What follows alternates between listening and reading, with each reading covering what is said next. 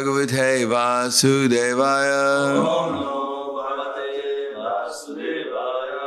Srimad Bhagavatam, Canto 7, Chapter 10. Prahlad, the best among exalted devotees, text number 43 to 44.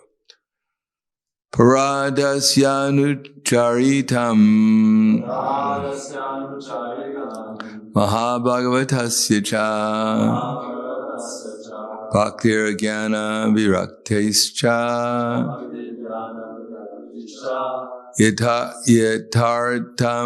Yataryatyam Chasya Vaihare Sargastitya Yap Yasya Sargastit Yap Yayeshasya Kuna Karma Nuvarnanam Paravaresham Stananam Kalena Vat Yo Mahan Paradasyanucharitam Mahabhagavatasya cha Bhaktir Jnana Viraktaischa Yatartyam Chasya Vaihare Stitya Sarga Stit Yap Yayasyasya Guna Karma Nuvarnanam Parevaresham Stananam Kalena Vatyayo Mahan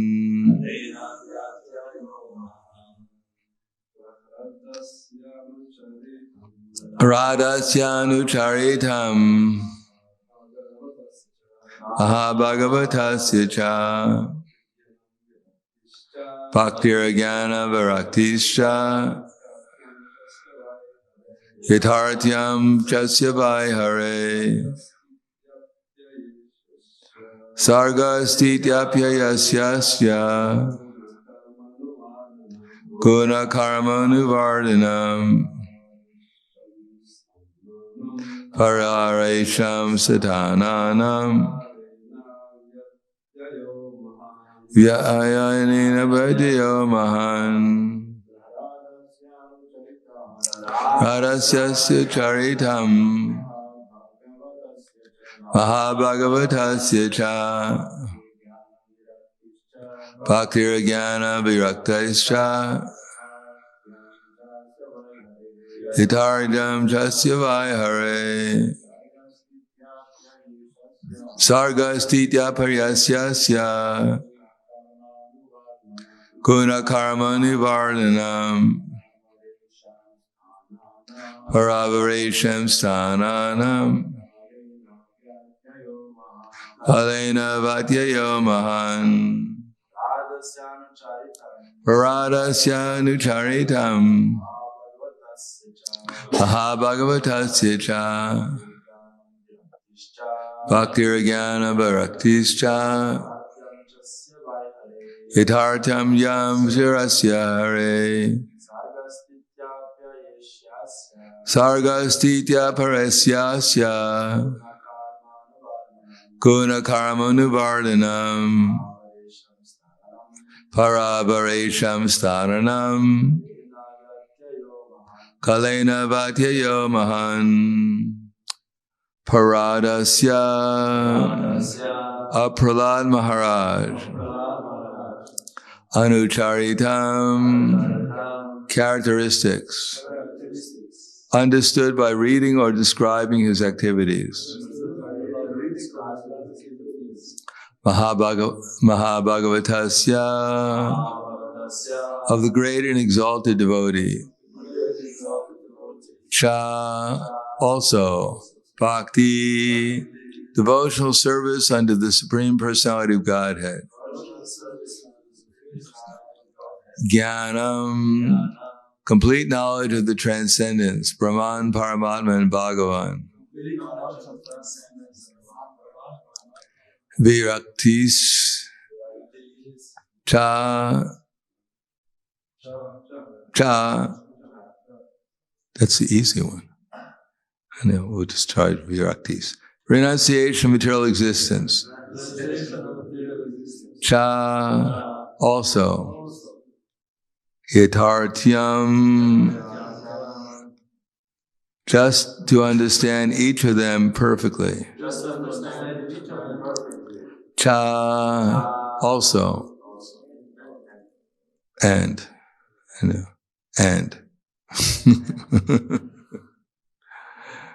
Also, and, same thing. So at least we know one word in the whole. We've memorized part of the verse. Cha. Asya, of this. Vai, indeed. Hare, always in reference to the Supreme Personality of Godhead. Sarga, of creation. Sthiti, maintenance. Apyaya, and annihilation. Ishasya, of the Master, the Supreme Personality of Godhead. Guna, of the transcendental qualities and opulences. Karma, and activities. Anuvardhanam, description within the disciple succession. Para avaresham, of different types of living entities known as demigods and demons. Sthanam, of the various planets or places to live. Kalena, in due course of time. Vatyaya, the annihilation of everything. Mahan, although very great. Purport, a translation purport by His Divine Grace, A.C. Bhaktivedanta Swami Srila Prabhupada. This narration describes the characteristics of the great and exalted devotee Prahlad Maharaj, his staunch devotional service, his perfect knowledge, and his perfect detachment from material contamination. It also describes the Supreme Personality of Godhead as the cause of creation, maintenance, and annihilation. Prahlad Maharaj in his prayers has described the transcendental qualities of the Lord, and he has also described how the various abodes of the demigods and demons, regardless of how materially opulent, are destroyed by the mere direction of the Lord. Purport, Srimad Bhagavatam is filled with descriptions of the characteristics of various devotees, with reference to the service of the Lord. This Vedic literature is called Bhagavatam because it deals with the Supreme Personality of Godhead and His devotee. By studying Srimad Bhagavatam under the direction of the bona fide spiritual master, one can perfectly understand the science of Krishna, the nature of the material and spiritual worlds, and the aim of life. Srimad Bhagavatam Amalam Puranam. Srimad Bhagavatam is the spotless Vedic literature, as we have discussed in the beginning of Srimad Bhagavatam. Therefore, simply by understanding Srimad Bhagavatam, one can understand the science of the activities of the devotees, the activities of the demons, the permanent abode and the temporary abode. Through Srimad Bhagavatam, everything is perfectly known. Paradasyanu charitam mahabhagavatasya cha bhaktir jnana viraktischa yatartyam chasya vaihare sarga stityapa apyapyayeshasya guna karma nuvardhanam paravaresham sthananam kalena vatyayo mahan.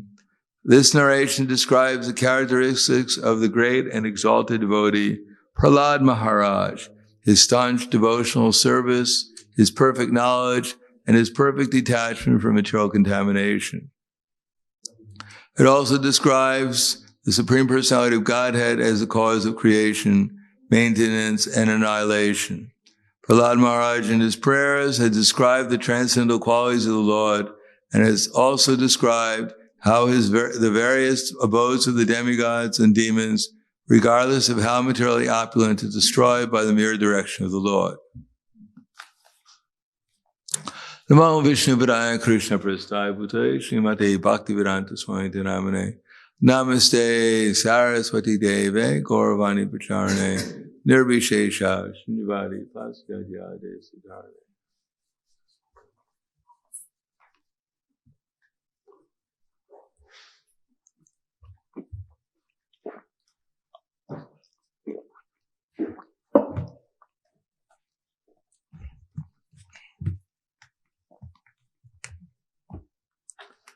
Nigamat kapultrar galitam palam sukhamukam drava samyutam pibata bhagavatam alyam mahur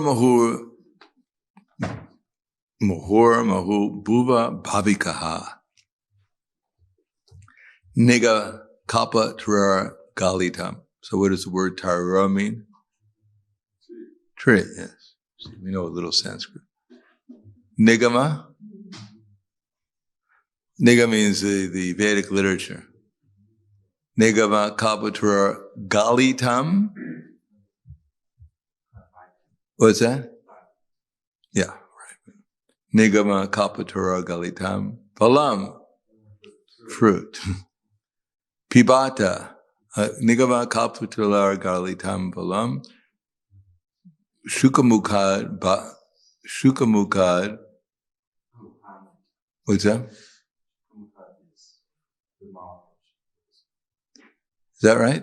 Next one is Shukamukad Galam Amritam.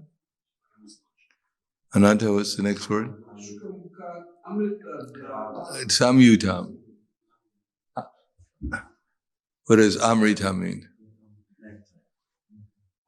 Nectar. Immortal nectar. So Nigama Kalpatarar Galitam Phalam Sukhamukam Amritam Drava Samyutam. Samyutam? Semi-soft and soluble? What is this semi-soft? Dravya. Dravya is semi-soft and soluble. What is samyutam? Some complete, perfect. Nigama kalpatra galitam palam sukhamukam dravya samyutam amritam samyutam pibata bhagavatam amalam. What's that?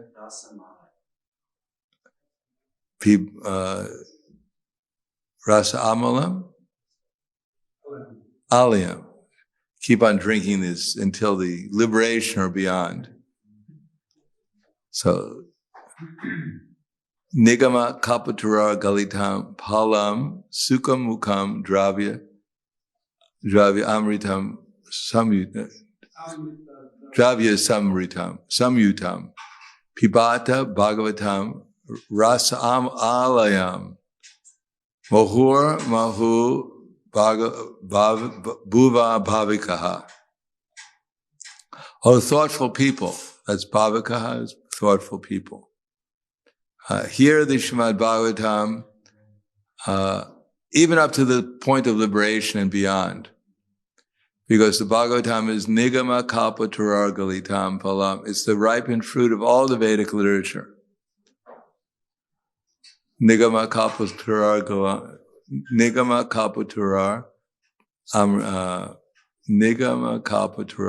Galitam Phalam Sukhamukam, because it was tasted by the beak or by the mouth of Shukadeva Goswami. Sukhamukam Dravya Amrita Samyutam. And it's completely perfect and easy to digest, semi-soluble and easily to digest. Pibata Bhagavatam Rasa Amala. Keep on drinking this rasa even up to the point of liberation or beyond. Mahur Mahu Baba Babu Kaha, oh, thoughtful people. So, the Bhagavatam is supposed to contain everything within it. But what is this everything? Can you find out who's going to win the horse race? Next horse race? Oh, then it doesn't contain everything. It contains everything necessary for spiritual advancement, for spiritual perfection.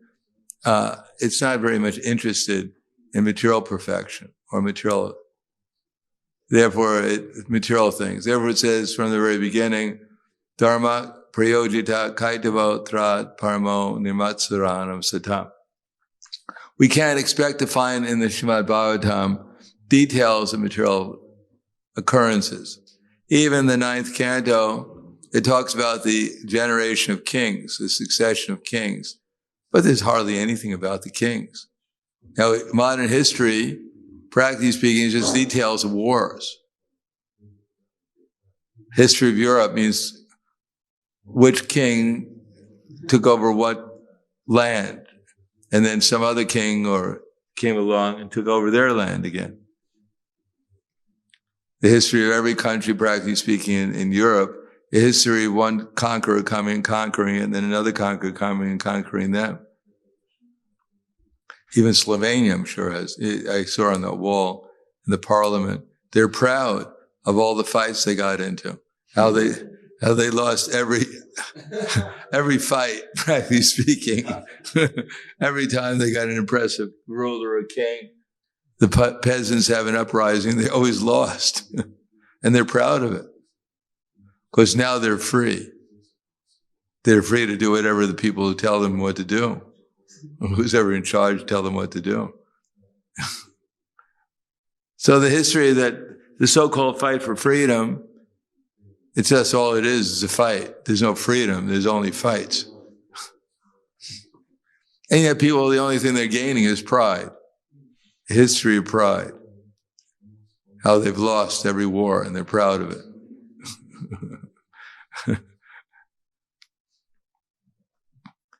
But the Srimad Bhagavatam deals with things that are necessary for us to understand, especially as it says at the end here, how this material world is temporary.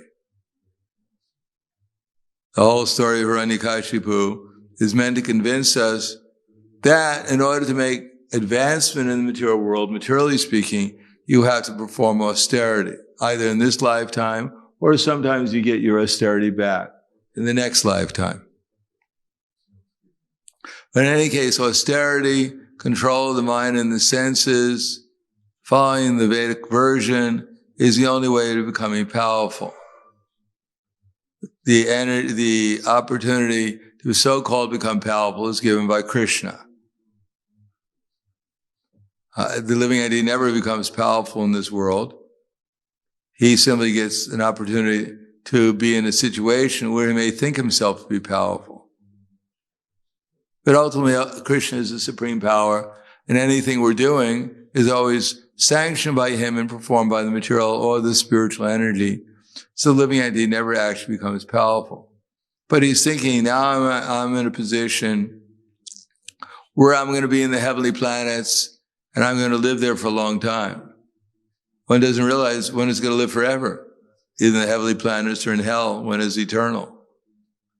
So there's no exact advantage of going to the heavenly planets and living there for a long time, because you're going to live a long time anyhow, like forever.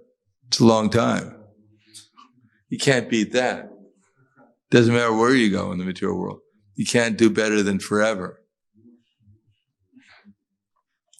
The difference is that in the heavenly planets, you think you're going to live for a long time, and therefore you're less in anxiety. Here, we don't know how long we're going to live. All we know is we're not going to live for a long time. No one. One moment in Brahma's life, 1 second in Brahma's life is equal to almost 100,000 of our years. Brahma's not thinking, wow, seconds are going really slowly. No, for him, they go just like our second. The difference is that he's not suffering like we are, therefore he's thinking he's enjoying. And we're suffering so much that every second seems like 1,000,000 years. And therefore we think time is going slowly because we're suffering. It's like when you're in the dentist and they're drilling on your teeth, time goes very, very slowly. You think, I've been here for 10 years. Why don't they stop? I'm suffering. Can't they see I'm turning blue? And they say, well, it's only been 30 seconds. No, it can't be. It's exactly. Spent half the day drilling on my poor tooth. I don't wonder if there's anything left. So that's material existence. We're just slowly living out our torture here on the earth planet, and we're attached to it. We're thinking, what would happen if I wasn't here? We're attached to our being tortured. We're afraid of going to someplace else. I may actually not be tortured so much. Who knows? Of course, for most people, because they have no knowledge, and therefore their activities are all sinful, therefore, they're better off being tortured here, because the next place they're going to get tortured a lot more. Just like it says, when the soul leaves his body, being dragged by the Yamadutas, he goes something like 220,000 yojanas, hundreds and thousands of miles. And he's being dragged through hot sands, and the dogs of hell are biting him. He's thirsty, but they won't let him stop and get anything to drink. And it feels like he's going through this for hundreds of years, being dragged through this hot sands, being bitten by the dogs of hell, not being able to eat or drink anything. And it's only a moment. It only takes a moment. So we can imagine how torturous it is if something which only takes a moment seems like thousands of years. It's so painful. And you can't die. No matter how painful it is, you don't die because you're in your subtle body. So the subtle body doesn't change. It doesn't die. You don't leave your subtle body. So no matter how much you're being tortured, it doesn't really matter. You can't die. Of course, you fall unconscious, and then the Yamadutas wake you up so they can torture you some more. But we're thinking, let this be permanent. Let this material, my present existence, be permanent. And then wherever we go, even when we're in hell, we become attached to it. We hope hell doesn't get annihilated so I can suffer here more. Because you find some happiness even in hell, watching other people being tortured, or, hey, let me go through that tree again, where they just, tree made out of steel, where they just take off all my skin. That was pretty far out the last time. You become attached to hell. Of course, they don't allow you to stay in hell for very long because you have to become a dog or a tiger or something. And then you have to go, then you become attached to being a tiger. I'm the king of the jungle till you meet the lion.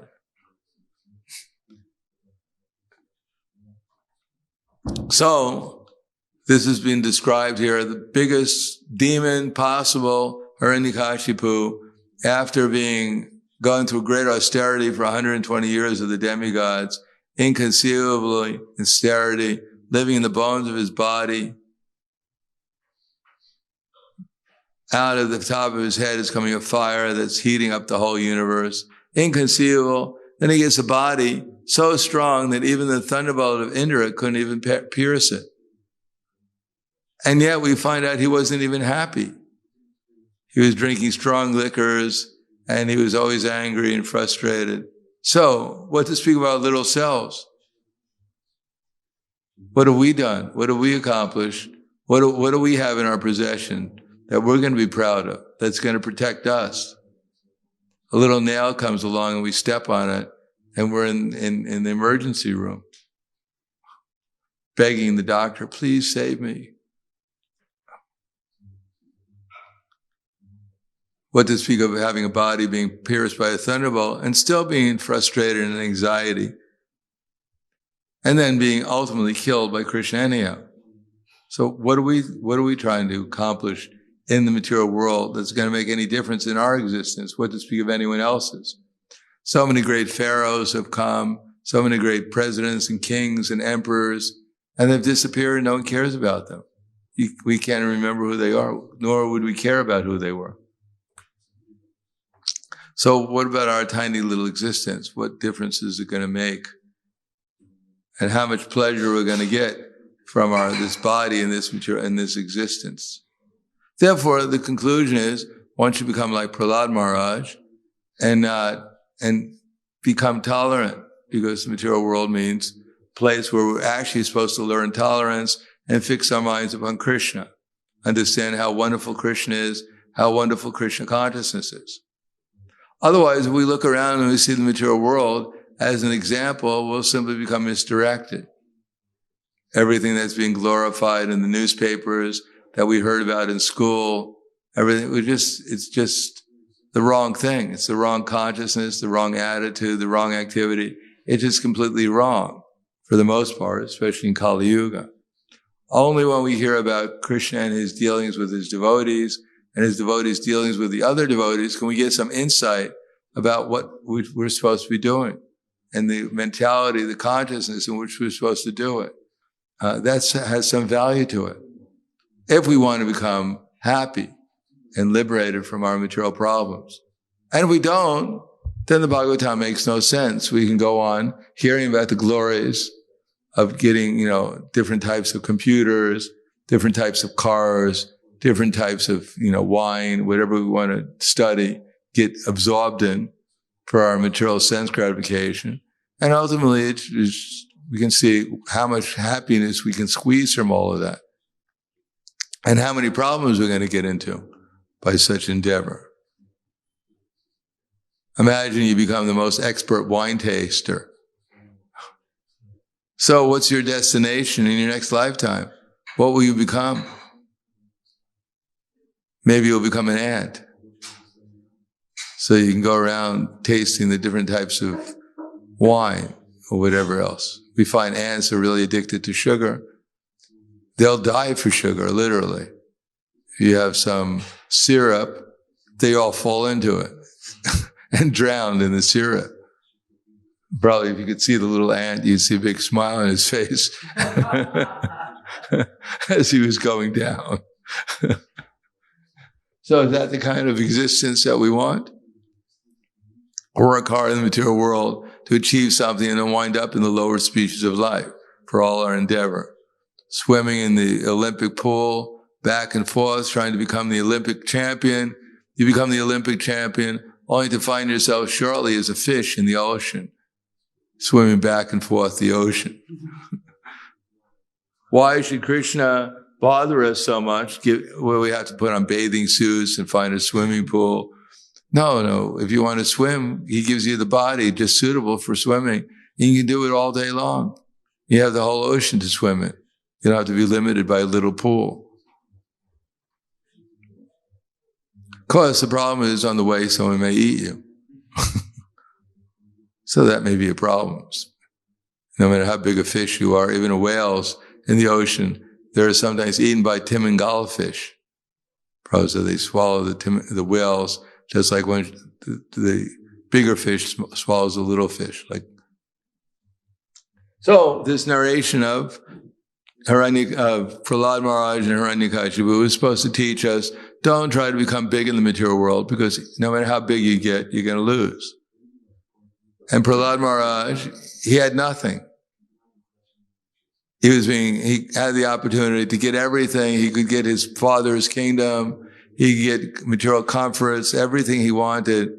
But he took to Krishna consciousness instead and found so many material problems, but they help him fix his mind upon Krishna and become successful in the real sense of the term. So that even when he got all the material opulence, he wasn't disturbed by it. He wasn't intrigued or enchanted by the material opulence. He continues on with his Krishna consciousness. So I'll stop there. Thank you. Any questions? Yes.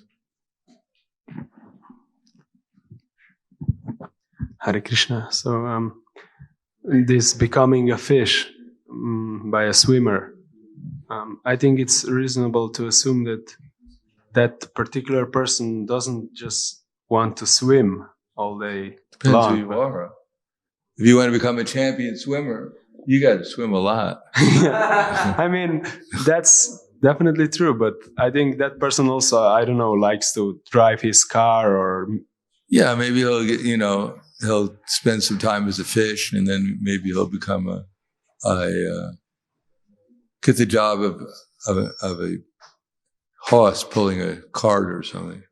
Oh, so it's gonna be distributed through different bodies. Yeah, of course. Okay. Yeah. I mean, everything you do, when you become a horse, it just, when you become a pig or something, it's because you've qualified, but you've qualified for so many bodies. On the way down, you qualify for all the bodies. And anyhow, material nature will arrange it so that you get exactly what you deserve. Nothing goes unnoticed. Everything we do, even when we walk down the street, as it says in the Vedic literature, and you step on an ant, it's all being noted. You can't say, well, I didn't see the guy, he got in my way. But still, you get the karma for it. Every time we breathe, we get karma. Unless we're devotees, unless we're thinking about Krishna. Just like that story of Prahladananda, who is a prince in Treta Yuga, the son of Manu. And he was in charge of protecting the cows. There was no high tech in Treta Yuga. He had a sword. And he'd stand at night. There was no flashlights or anything. He'd just stand at night guarding the cows from the animals in the forest. And then one night, a tiger came. It was a full moon. It was a dark moon night. There was no light. And so the tiger came, the cows were mooing, and he swung his sword to protect them. And later on, when the dawn came up, he found out he had cut off the head of the cow. And he had just nipped the nose and whatever else of the tiger. So the tiger ran away. But he himself personally killed the cow. So when his spiritual master, Vashishta Muni, came and saw that his disciple had killed a cow, he cursed him to become a shooter in his next lifetime. So Prahladananda, he decided better go into the forest and meditate, become perfect. So he went into the forest, he meditated for the rest of his life, became a pure devotee, went back to Godhead and avoided the curse. So the only way to avoid the curse is to go back to Godhead. Else we have to get the reactions for what we're doing. Of course, if we're devotees, then we'll, hopefully, if we're sincere and we're serious, then Krishna will send us into a family of devotees. But still, whatever family we take part in, there's always problems. There's no perfect family in Kali Yuga. It's not that, now I'm in a family and I don't have to, I was a devotee in my last lifetime. Now I know everything. No, you got to start all over again. 1 + 1 is 2. 2 + 2 is 5. No, it's 4. No, I think it's 5. No, it's 4. Got to go through the whole thing again.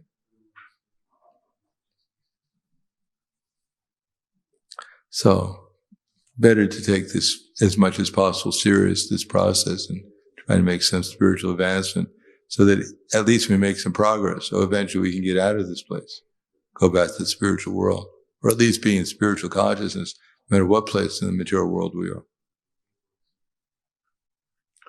Anything else? Thank you very much. Karndaraj Srimad Bhagavatam Ki Jai, Srila Prabhupada Ki Jai, Gaur Premanande.